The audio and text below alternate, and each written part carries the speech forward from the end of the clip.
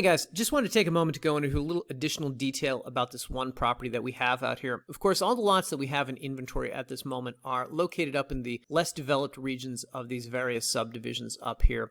My suspicion is that should we come back and buy more properties out here, that will probably continue to be the case, and that a property like the one I'm about to discuss is an outlier now and will probably continue to be an outlier in the future.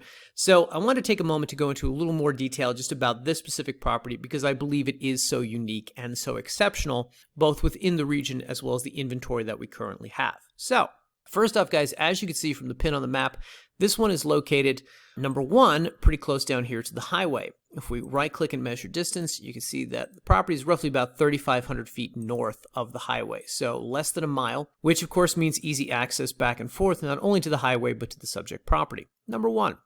Number two, when we zoom in here on the map, we can see, or it's suggested, I will tell you, that this is a corner lot located right here at the corner of Harrison, the north-south road, and Jacinto, the east-west road. So, of course, everybody always likes a corner lot.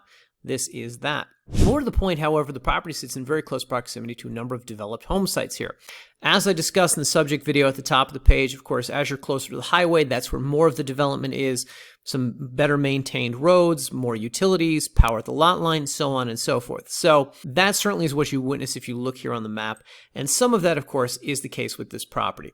Now, first, let me just direct your attention here in the photo gallery. We, of course, always have the Google Earth overlay here to give you a sense of the footprint of the land, just to kind of reiterate the fact that it is a corner lot. And of course, we have the plat map here in the gallery to reiterate that as well. 2.29 acres located here, Harrison, Jacinto. Also want to direct your attention, guys, to some photos here in the gallery just to kind of better define some things about this property. Number one, this is the road frontage along Jacinto.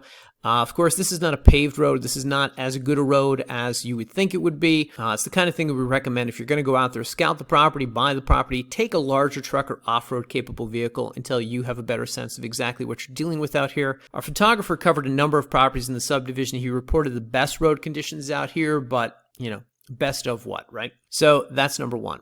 Number two is underground utility box out here. Now, as I think I've noted, this is a new photographer, and so we're still kind of training them on the notes that we want when they come back from a property. This underground utility box is located just south of the subject property, so it doesn't sit on the parcel exactly, it sits one lot south. That being said, when you see home sites that look like this and this and this, you can assume that there's probably underground utilities out here along Jacinto, but I don't have confirmation of that, okay?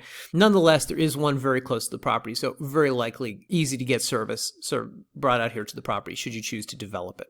Okay. Next, guys, power lines do not go all the way out to the subject property. They stay roughly about 800 feet west of the subject property. And I'll just direct your attention back again to the map just to show you that this is the last power line that we witness here along Jacinto. And of course, here's the subject property. So if we right click and measure distance from there to there, you can see 800 some feet from one to the other. Now, of course, that's still pretty close, likely not difficult to get extended out to the subject property, but I just want to give you guys the knowledge that it is not actually at the property boundary, okay? Next up, guys, want to point out, as I kind of discussed in the video at the top of the page, zoning out here, I'm a little unclear on zoning. I know what the county says this area is zoned R1, and there's a PDF, and it says you can do this and you can't do that. And yet, when I look at home sites in this region, I see such a difference, such a disparity in what is built out here, what is built or parked out here, that it makes me question that, as if to say that the zoning law is more so a suggestion than an actual law. I don't know. Whatever the case, there are some nice home sites out here. This is one. You can kind of see some other ones off here in the background. But these over here in the foreground are not, right? These are not the greatest things in the world. If you're worried about property value, if you're saying, hey, I'm buying land, and by the way, I'm going to the map because I just want to point out these are the structures we're showing you in this image.